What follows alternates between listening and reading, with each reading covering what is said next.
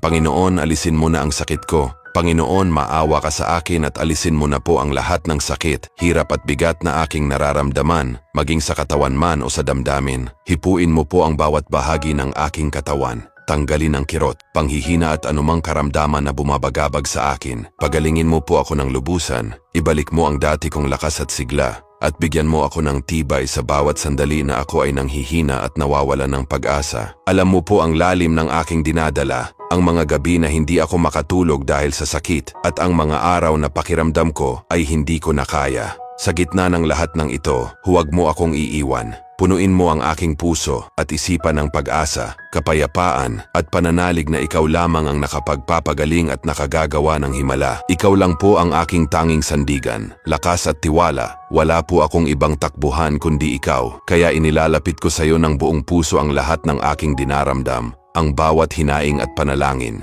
Pagkalooban mo ako ng ginhawa at ipakita mo po sa akin ang iyong awa at kapangyarihan. Ang lahat po ng ito ay aking hinihiling at ipinagkakatiwala sa iyo, sa pangalan ni Jesus. Amen.